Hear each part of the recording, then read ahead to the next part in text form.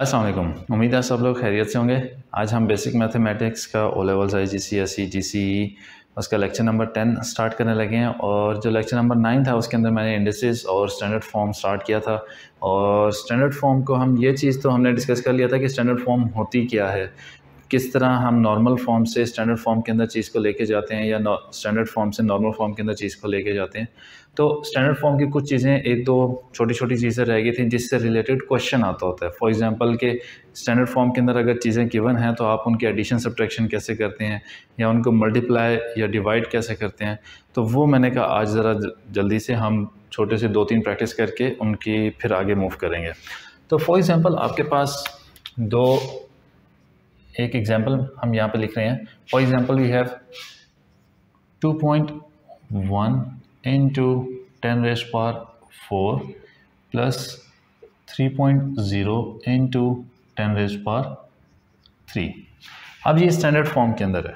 हम चाहें तो हम डायरेक्टली भी स्टैंडर्ड फॉर्म के अंदर रखते हुए भी इसको सॉल्व कर सकते हैं, लेकिन मैं उस एडिशन या सब्ट्रैक्शन के अंदर मैं इस मेथड को रेकमेंड नहीं करता। मैं उसमें यही कहूँगा कि भाई आप सिंपली पहले जो स्टैंडर्ड फॉर्म के अंदर चीज़ है उसको नॉर्मल फॉर्म के अंदर ले आएँ। जिस तरह 2.1 है, अगर मैं इसको नॉर्मल फॉर्म में लिखना चाहूँ तो ये बन जाएगा 21,000 प्लस 3 इंटू 10⁻3, इसको हम लिख सकते हैं 3000। अब 21,000 प्लस 3000 आंसर आ जाता है हमारे पास 24,000। अब चूंकि डेसिमल यहाँ पे है, हमने स्टैंडर्ड फॉर्म से चेंज करके उसको नॉर्मल फॉर्म में ले आए थे ना, तो हम डेसिमल को दोबारा मूव करके वापस इस पॉइंट पे ले आ जाएंगे। 1 2 3 4 decimal places, 1 2 3 and 4 decimal places तक हम उसको मूव कर रहे हैं। तो हम दोबारा आंसर चेंज करके 2.4 इंटू 10⁻⁴ लिख देंगे, ये हमारा आंसर आ जाएगा। ठीक है, हमने क्या किया, हमने पहले स्टैंडर्ड फॉर्म से नॉर्मल फॉर्म में ले आए और नॉर्मल फॉर्म में लाने के बाद फिर हम उसको दोबारा फाइनल आंसर हमने अपना स्टैंडर्ड फॉर्म में दिया। आप इस तरह करेंगे, बिल्कुल एग्जामिनर आपके मार्क्स नहीं काटेंगे, बिल्कुल गलत नहीं होगा। ठीक है, लेकिन अगर आप 24,000 इस फॉर्म के अंदर आंसर अपना रहने देते हैं फिर गलत हो जाएगा। आपने अपना आंसर किस फॉर्म के अंदर देना है, स्टैंडर्ड फॉर्म के अंदर ही देना है। इसी तरह हम एक और एग्जांपल करते हैं जिसमें हमारे पास अगर इन्वॉल्व हो सब्ट्रैक्शन। यहीं पे अगर यही सेम एग्जांपल ले लेते हैं, 2.1 इंटू 10⁻⁴ माइनस 3.0 इंटू 10⁻3। अब 2.1 इंटू 10⁻⁴ यह है हमारे पास 21,000 माइनस 3 इंटू 10⁻3 3000। तो आंसर हमारे पास क्या आता है, 21,000 माइनस 3000 इज 18,000, है ना। 21,000 में से 3000 माइनस करें तो हमारे पास 18,000 आता है। तो 18,000 को दोबारा आप चेंज करके लिख देंगे किस फॉर्म के अंदर, स्टैंडर्ड फॉर्म में। ये डेसिमल है, यहाँ पे हमारे पास 0। सो 1 2 3 4 डेसिमल प्लेसेस हमने मूव किया टुवर्ड्स लेफ्ट। जब 4 डेसिमल प्लेसेस मूव कर रहे हैं टुवर्ड्स लेफ्ट मूव कर रहे हैं तो 10⁻⁴ पॉजिटिव, 10⁻⁴ क्या आ जाएगा, पॉजिटिव में आ जाएगा। अब कुछ स्टूडेंट्स के जहन में ये सवाल भी आ सकता है कि सर अगर पावर्स बड़ी बड़ी हो जाए तो क्या हो गया, थोड़ी बड़ी हो गई। आप सिंपली एडिशन सब्ट्रैक्शन तो कर ही सकते हैं ना उसके अंदर। IGCSE के जो स्टूडेंट्स हैं वो यहाँ पे ये कर सकते हैं कि वो डायरेक्टली कैलकुलेटर के अंदर वैल्यू पुट करके आंसर निकाल सकते हैं, क्योंकि उनको दोनों पेपर्स के अंदर कैलकुलेटर अलाउड होता है। GCE के स्टूडेंट्स को कैलकुलेटर अलाउड नहीं होता तो वो इस मेथड को फॉलो कर सकते हैं। अब एक चीज़ का और ध्यान रखिएगा, अगर तो क्वेश्चन है 1 मार्क का, 1 मार्क का क्वेश्चन है तो IGCSE वाले स्टूडेंट्स के लिए ये मैं बात कर रहा हूँ स्पेशली, कि अगर क्वेश्चन 1 मार्क का है तो वो क्या करेंगे, कैलकुलेटर के अंदर वैल्यू पुट करेंगे, कैलकुलेटर में वैल्यू पुट करके डायरेक्टली अपना आंसर लिख देंगे तो 1 मार्क मिल जाएगा। लेकिन अगर क्वेश्चन 2 मार्क्स का है तो डायरेक्टली आप आंसर नहीं लिख सकते, आपको थोड़ी सी वर्किंग शो करनी है, तो फिर आप वर्किंग शो कर दें। ठीक हो गया। अब ये तो एडिशन सब्ट्रैक्शन थी, एडिशन सब्ट्रैक्शन तो ईजी होती है। अगर हमारे पास मल्टीप्लिकेशन हो जाए, मल्टीप्लिकेशन या डिवीजन, फॉर एग्जांपल हम एक एग्जांपल लेते हैं, 2.0 into 10⁻⁶ multiply by 3.0 into 10⁻⁴। 2.0 into 10 raise power 6 multiply bye 3.0 into 10 raise power 4। हम क्या करेंगे, जो आपके पास ये तो 10 रेज़ टू पावर वाली है, इनको भी ज़रा सा साइड पे रखें। 2 और 3 इनको आपस में मल्टीप्लाई करें। 2 मल्टीप्लाई बाय 3, अब 2 मल्टीप्लाई बाय 3 मल्टीप्लाई बाय, अब हम 10 की पावर्स को भी देख लेते हैं। तो पावर्स क्या हो जाती हैं, ऐड होती है ना जब हम मल्टीप्लाई करते हैं। तो 6 plus 4, 6 plus 4, 2 multiply by 3 answer क्या आता है, 6 multiply by 10 raise power 6 plus 4 is 10, answer आ गया। इजी कि हमने सिंपली क्या किया, जो इनटू 10 रेज़ टू पावर से पहले जो भी नंबर लिखा हुआ है आप उसको मल्टीप्लाई कर लेते हैं आपस में, और मल्टीप्लाई करने के बाद जो पावर्स हैं 10 की वो ऐड कर लेते हैं।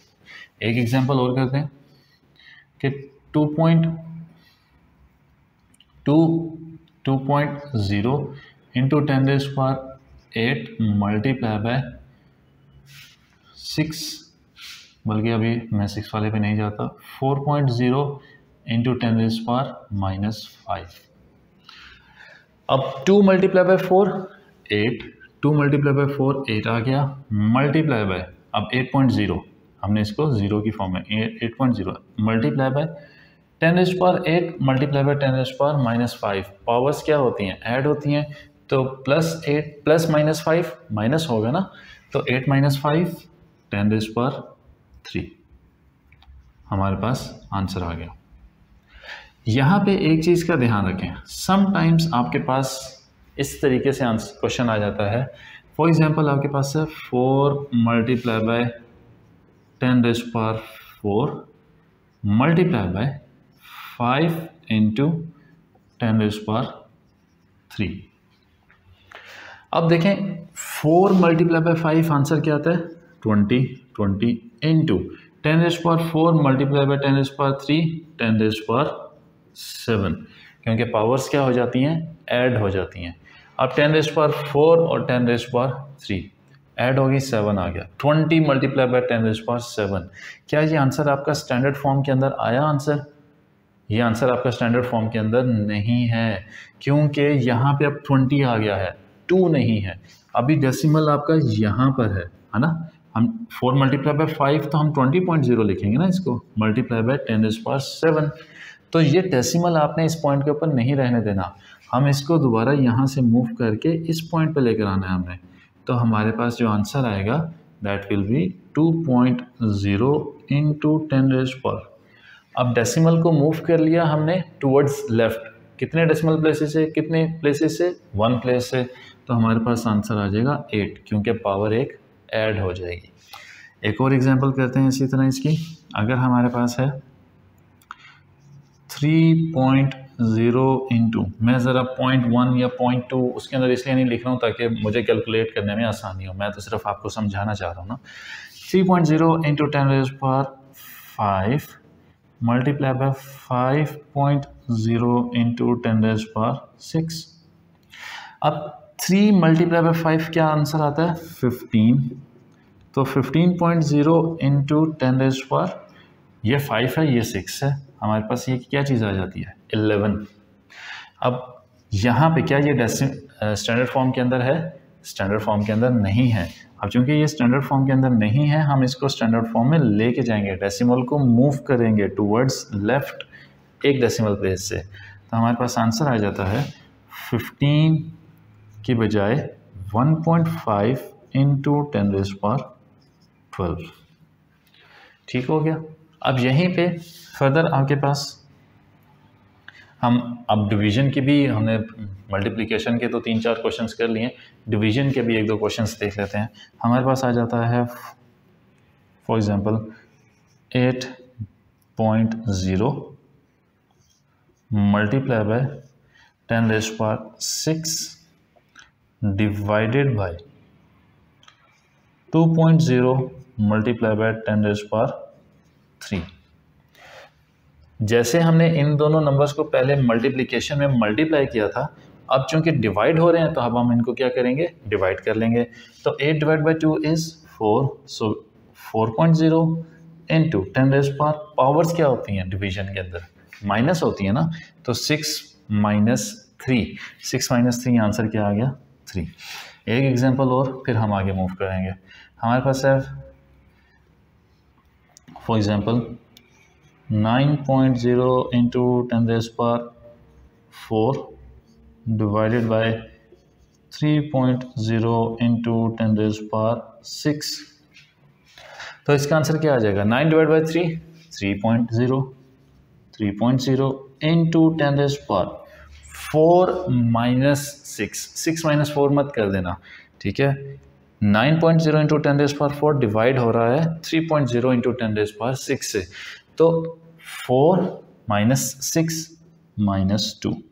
आंसर आपने अपना स्टैंडर्ड फॉर्म के अंदर रखना है। इवन मल्टीप्लिकेशन या डिवीजन के अंदर भी अगर आप चाहें तो आप कैलकुलेटर को यूज़ करके पहले इनको सिंपल फॉर्म के अंदर लिख लें और सिंपल फॉर्म में लिखने के बाद आप इन्हें स्टैंडर्ड फॉर्म के अंदर करना चाहें तो कर सकते हैं, लेकिन फाइनल आंसर आपने अपना हमेशा किस में देना है, स्टैंडर्ड फॉर्म के अंदर ही देना है। ठीक हो गया। तो ये स्टैंडर्ड फॉर्म से रिलेटेड कुछ चीज़ें थी, एक दो चीज़ें मैंने कहा जो डिस्कस करने वाली थी कर लेते हैं। आज हम आगे फर्दर मूव करते हैं। वैसे तो मैं इसको पिछले लेक्चर में ही कवर करना चाह रहा था, पर बोर्ड पे मेरे पास जगह ख़त्म हो गई थी। अब हम स्टार्ट करने लगे हैं। मैं मार्कर चेंज कर लूँ ज़रा, ये लाइट हो गया। ओके, आज हम स्टार्ट करने लगे हैं बेसिक अलजेब्रा। आज मेनली हमने ये स्टार्ट कर बेसिक अलजेब्रा, प्रॉपर जो अलजेब्रा है जिसके अंदर quadratic equations, mid term breaking और उसके बाद आइडेंटिटीज़ वगैरह जो होती हैं वो बाद में हम करेंगे। अभी बेसिक अलजेब्रा करना बड़ा ज़रूरी है, बिल्कुल बेसिक जो चीज़ें होती हैं। बेसिक अलजेब्रा के अंदर चूँकि आपके पास क्या चीज़ आती है, सबसे पहले आती है वेरिएबल। क्या चीज़ है? वेरिएबल। अब ये वेरिएबल जो है ये कुछ भी हो सकता है, ये x हो सकता है, ये y हो सकता है, ये z, ये अल्फ़ाबेट्स में से कोई भी अल्फ़ाबेट हो सकता है। वेरिएबल जो है वो सिंबल्स में से कोई भी सिंबल आप यूज़ कर सकते हैं वेरिएबल की जगह। और हम वेरिएबल को वेरिएबल कहते क्यों हैं ये बात भी समझ लें। फॉर एग्जांपल है x, नॉर्मली x ही यूज़ किया जाता है ना, तो इसलिए हम x कर लेते हैं। x को वेरिएबल क्यों कहा जाता है? वेरिएबल, वेरी करने का मतलब ये होता है कि चेंज हो जाना है, जिसकी वैल्यू चेंज हो सकती है। अब x एक ऐसा अल्फ़ाबेट है कि जिसकी वैल्यू चेंज हो सकती है, क्योंकि हमने एज्यूम किया उसकी वैल्यू अगर चेंज हो सकती है, वेरी हो सकती है, तो हम उसको वेरिएबल कहते हैं।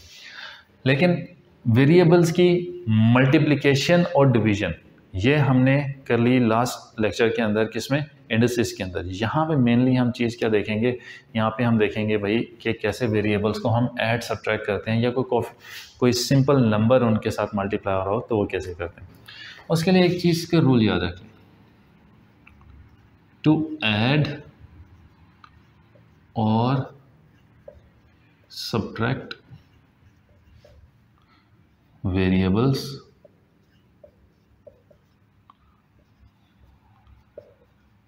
the power and base of the variable must be same। ये बड़ा इंपॉर्टेंट पॉइंट है। हमें पता है ना कि एक वेरिएबल की बेस होती है, कोफिशिएंट होता है, एक पावर होती है, कि पावर और जो बेस है वेरिएबल की वो सेम होना ज़रूरी है। कैसे? कि अगर मैं यहाँ पे कह देता हूँ कि x² + x, क्या मैं इनको ऐड कर सकता हूँ? नहीं ऐड कर सकता। अगर मेरे पास आ जाए x³ + x², क्या ऐड कर सकता हूँ? नहीं ऐड कर सकता।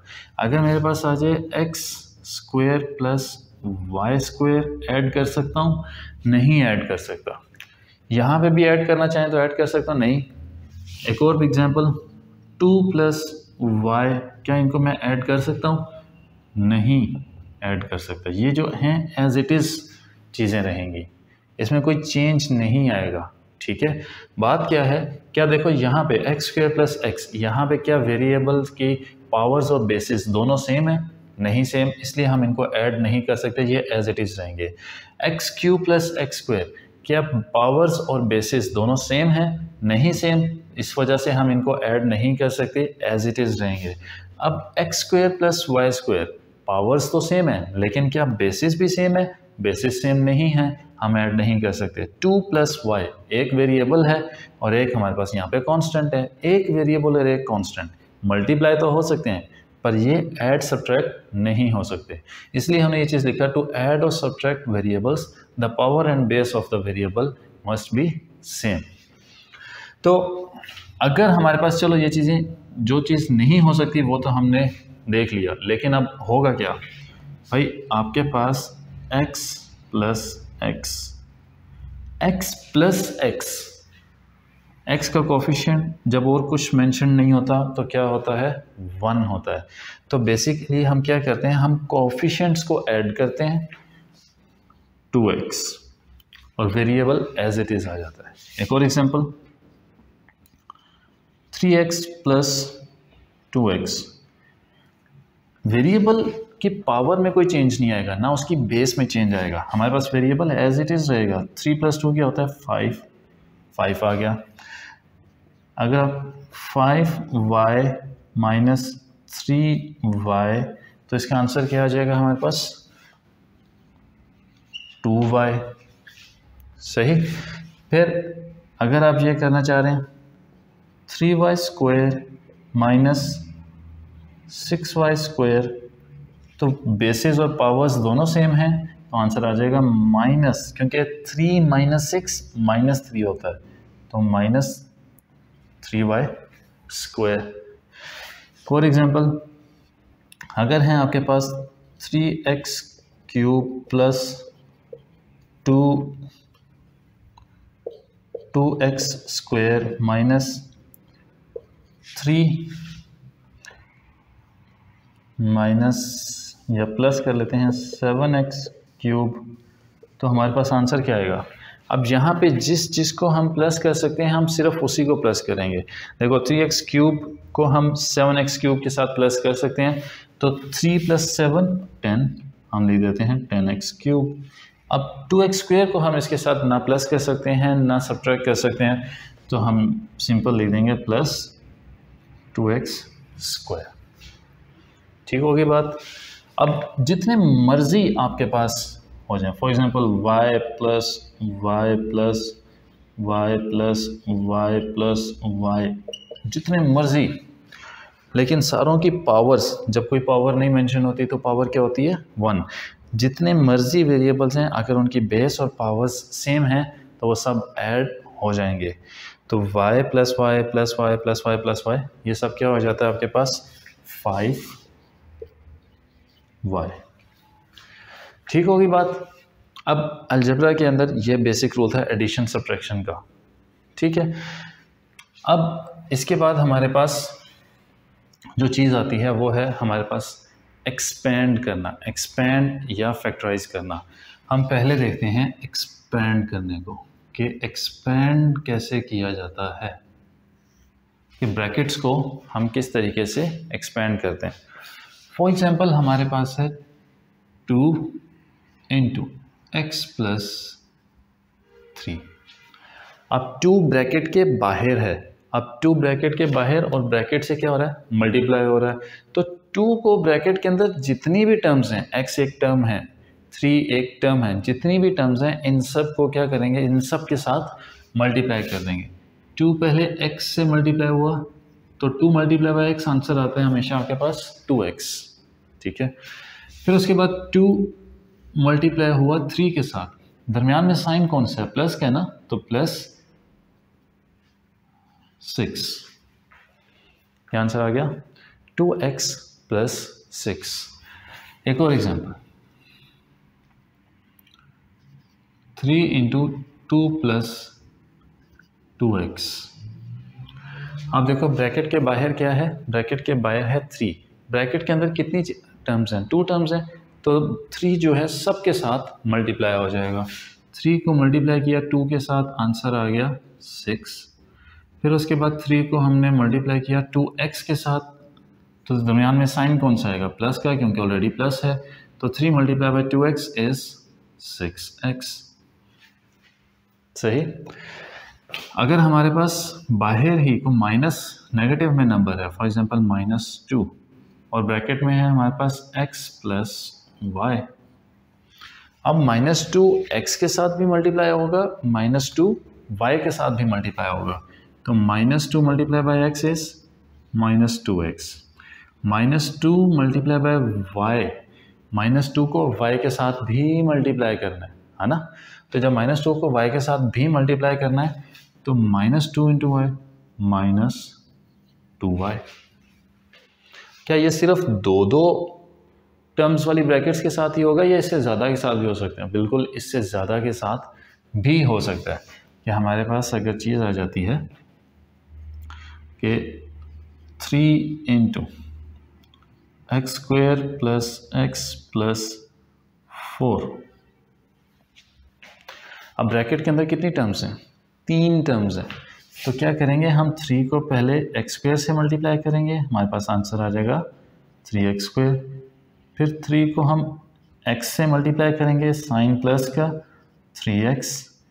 फिर 3 को हम 4 से मल्टीप्लाई करेंगे, तो आंसर क्या आ जाएगा हमारे पास? 3 मल्टीप्लाई बाई 4 12।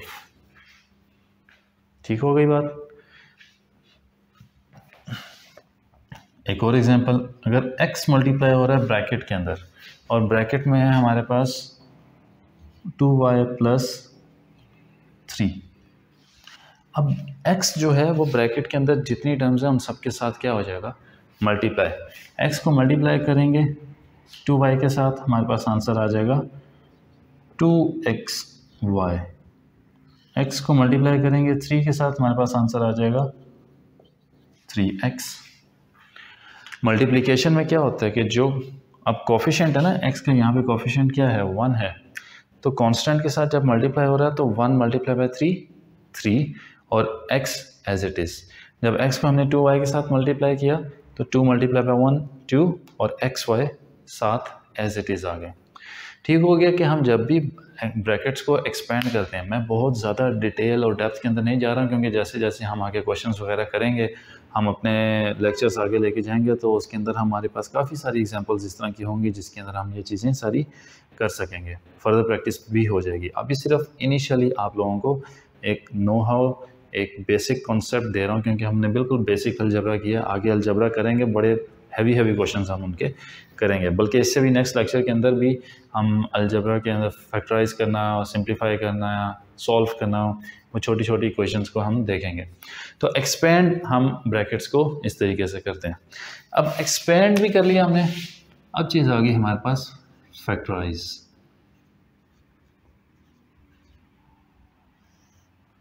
फैक्टराइज की प्रैक्टिस करना ज़्यादा ज़रूरी है।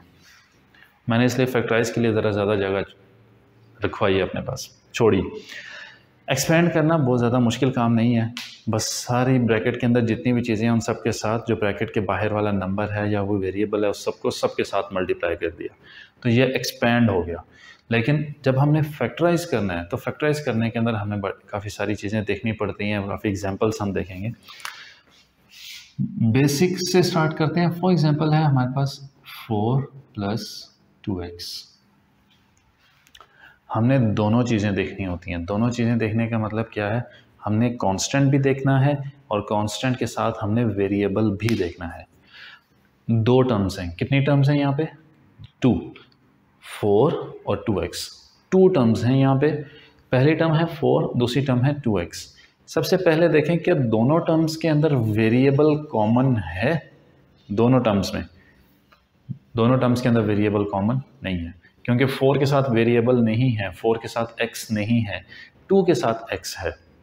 तो जब कॉमन नहीं है तो हम उसको कॉमन नहीं ले सकेंगे। फैक्टराइज करने का मतलब है कॉमन लेना। हम कॉमन नहीं ले सकेंगे यहाँ पे कुछ भी वेरिएबल्स में। अब हम देखते हैं नंबर्स, कॉन्स्टेंट्स जिसको हम कहते हैं ना, जो x का कोफिशिएंट है 2 और यहाँ पे 4। अब 4 और 2 ये 2 नंबर्स हैं। कोई ऐसा नंबर कि हम 4 को भी और 2 को भी इससे डिवाइड कर सकते हो उस नंबर से। फैक्टराइज करने का मतलब फैक्टर बनाना।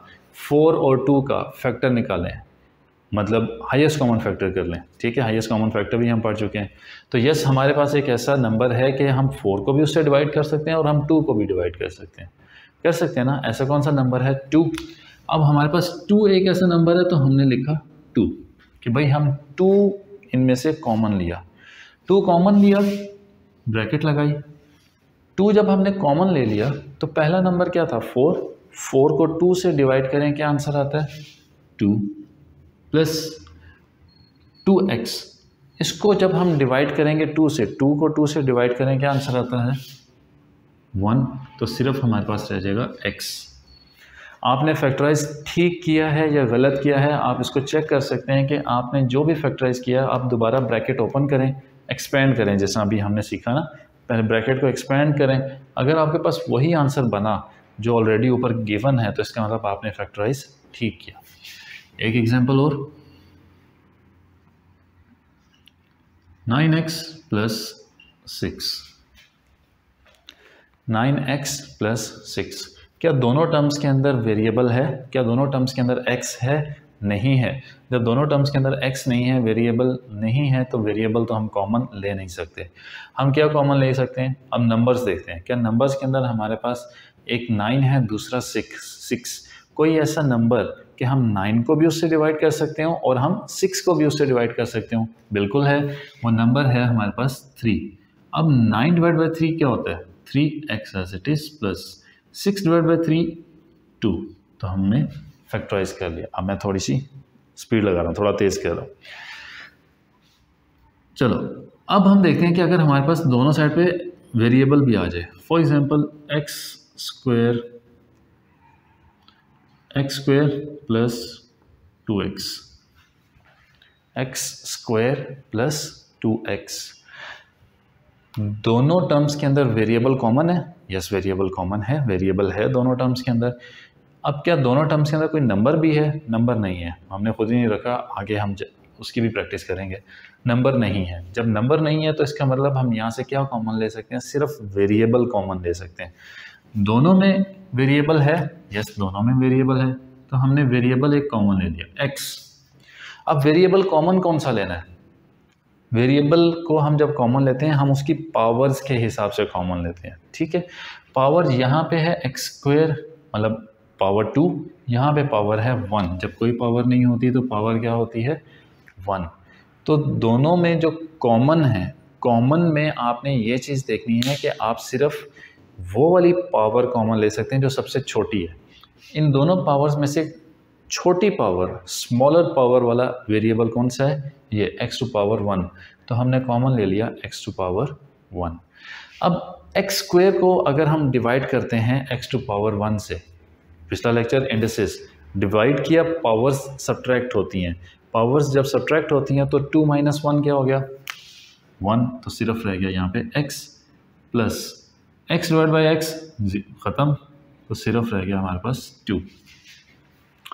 एक और एग्जांपल सिंपल, अगर है हमारे पास x cube plus 3x square, x cube plus 3x square. अब देखें दोनों में वेरिएबल कॉमन है, वेरिएबल कॉमन है, वेरिएबल हम कॉमन ले सकते हैं, लेकिन कौन सी पावर कॉमन लेंगे?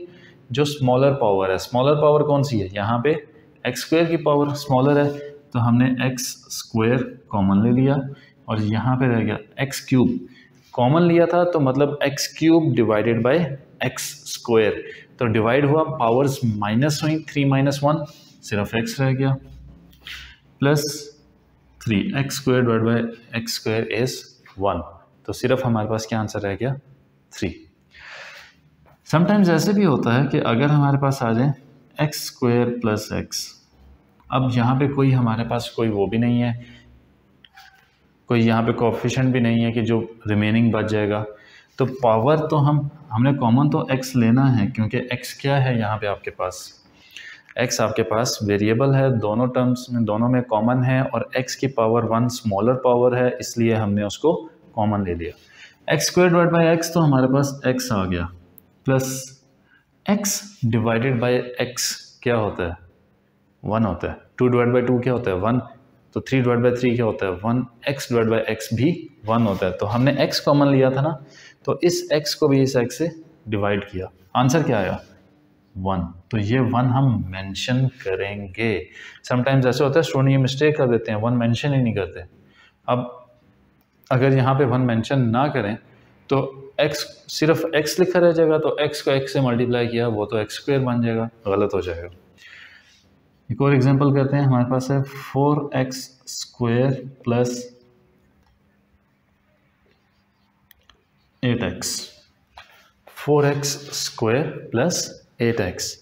अब हमारे पास वेरिएबल भी है दोनों टर्म्स के अंदर, हमारे पास एक नंबर भी दोनों टर्म्स के अंदर कॉमन है, तो हम दोनों को कॉमन लेंगे। लाजमी नहीं है कि सिर्फ वेरिएबल हो या सिर्फ नंबर हो। अब पहले नंबर को देख लेते हैं, नंबर आ रहा है पहले तो देख लेते हैं। 4 और 8, ऐसा नंबर कि हम 4 को भी उससे डिवाइड कर सकते हो और 8 को भी डिवाइड कर सकते हो। तो हम 4 को 4 से डिवाइड कर सकते हैं, यस। हम 8 को 4 से डिवाइड कर सकते हैं, बिल्कुल कर सकते हैं। अब वेरिएबल्स के अंदर x स्क्वायर है, x भी है, तो हम कौन सा ऐसा नंबर जिसको हम कॉमन ले, पावर मतलब वेरिएबल की वो कौन सी ऐसी पावर जिसको हम कॉमन लें, x टू पावर 1। अब x टू पावर 1 हमने कॉमन लिया, मैंने ली थी, नॉर्मली नहीं भी लिखें कोई मसला नहीं। अब हम इसको डिवाइड करेंगे कैसे भाई, 4 डिवाइड बाई 4 क्या होता है, 1 1। Okay, so x square divide by x to power 1, तो ये रह गया x प्लस 8 डिवाइड बाई 4 क्या होता है, 2, यहाँ पे आ गया हमारे पास 2। x डिवाइड बाई x क्या होता है, 1, ये मल्टीप्लाई हो रहा है ना, तो 1 एज इट इज़। तो हमारा बेसिकली आंसर बन गया 4x इंटू एक्स प्लस 2। ठीक हो गया। अब काफ़ी सारी हमने प्रैक्टिस अभी फैक्टराइज की, लेकिन ये दो में से थी ना, दो टर्म्स थी। फैक्टराइज करने के अंदर आगे हम फर्दर और भी प्रैक्टिस करते हैं जिसके अंदर हमारे पास 3 टर्म्स आए, हम उनमें से अगर फैक्टराइज करना चाह रहे हो। फॉर एग्जांपल हमारे पास है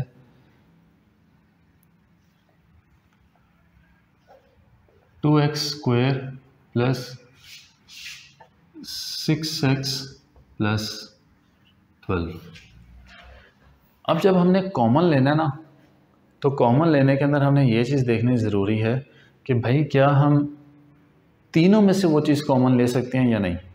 ठीक है, यहाँ पे आप चाहें तो पहली 2 में से भी कॉमन ले सकते हैं, ऐसी बात नहीं है करके, लेकिन अभी हम प्रैक्टिस कर रहे हैं कि सारों में से कुछ कॉमन लिया जाए। क्या कोई ऐसा, पहले नंबर देख लेते हैं। नंबर हमारे पास तीनों नंबर्स हैं, एक 2 है, एक 6 है और एक है 12। 2, 6 और 12। अगर 2, 6 और 12 में से हम कोई ऐसा नंबर कॉमन लें, मतलब कोई ऐसा नंबर हम देखें कि हम 2 को भी उससे डिवाइड कर सकते हैं, हम 6 को भी डिवाइड कर सकते हैं और हम 12 को भी उससे डिवाइड कर सकते हैं, तो फिर ऐसा नंबर हमारे जहन में एक ही आता है, वो है 2 यहाँ पे। तो हमने 2 कॉमन ले लिया। अब जब हमने 2 कॉमन ले लिया, आगे बारी अब वेरिएबल्स की। क्या वेरिएबल्स में हम कोई चीज़ कॉमन ले सकते हैं? यहाँ पे पहली 2 टर्म्स की अगर बात कर रहे होते तो फिर हम x कॉमन ले सकते थे, लेकिन अब पहली 2 टर्म्स की नहीं, हम तीनों टर्म्स की बात कर रहे हैं। तो तीनों टर्म्स में तो x है ही नहीं, तो हम वेरिएबल कॉमन नहीं ले सकते। सो 2 divide by 2 1 simple x square रह गया, plus 6 divide by 2 3x, 12 divide by 2 6। तो इस पूरी ब्रैकेट में से हमने क्या कॉमन ले लिया, हमने 2 कॉमन ले लिया। अब एक एग्जांपल और करते हैं जिसके अंदर देखते हैं क्या हम वेरिएबल भी शायद कॉमन ले सकते हो। 3x cube plus 9x square plus 18x। पहले नंबर आ रहा है तो पहले हम नंबर की ही बात कर लेते हैं। तो नंबर्स में से क्या हम ऐसा कोई नंबर हम 3 को भी डिवाइड कर सकें, 9 को भी डिवाइड कर सकें और 18 को भी, तो वो हमारे पास 3 है। और अब वेरिएबल्स की बात करते हैं, तो क्या वेरिएबल सब में मौजूद है, सब टर्म्स के अंदर मौजूद है वेरिएबल? बिल्कुल मौजूद है। तो हम सब टर्म्स में से x कॉमन ले लेते हैं। Now 3 divide by 3 1, x cube divide by x square, तो यहाँ पे सिर्फ रह गया x square, plus 9 divide by 3 x square divide by x simple x, plus 18 divide by 3 6 x divide by x कुछ भी नहीं 1, मतलब कुछ भी नहीं होता 1 होता है। ठीक है, नथिंग का मतलब होता है नथिंग। तो 3x हमने इस पूरी टर्म में से कॉमन ले लिया। ठीक हो गई बात, फैक्टराइज हमने कर लिया। तो अभी हमने आज स्टार्ट हमने किया, तो हमने थोड़ा सा स्टैंडर्ड फॉर्म का भी कर लिया, ठीक है। स्टैंडर्ड फॉर्म के बाद फिर हमने यहाँ से बेसिक अलजेब्रा हम कैसे एडिशन सब्ट्रैक्शन करते हैं, फिर उसके बाद हम एक्सपेंड कैसे करते हैं ब्रैकेट्स को, और फिर उसके बाद हमने देख लिया हम फैक्टराइज कैसे करते हैं ब्रैकेट्स को, ठीक है। ये D1 के अंदर इसके क्वेश्चंस काफ़ी सारे भरे पड़े हैं, आप प्रैक्टिस लाजमी करें इसमें से। उनमें से क्वेश्चंस फैक्टराइज करना और एक्सपेंड करना, ये बेसिक जो चीज़ें हैं ये बहुत इंपॉर्टेंट हैं, स्पेशली वो स्टूडेंट्स जो आगे A लेवल्स के अंदर भी जाके मैथ्स रखना चाह रहे हैं। वहाँ पे तो हर चैप्टर के अंदर, हर दूसरे क्वेश्चन के अंदर जब आप सॉल्व करें, आपको फैक्टराइज करना वहाँ पे ज़रूरी हो जाता है क्वेश्चन को सॉल्व करने के लिए। ठीक हो गया। अगले लेक्चर तक के लिए मुझे दें इजाज़त, अगले लेक्चर में मुलाकात होती है। अल्लाह हाफिज़।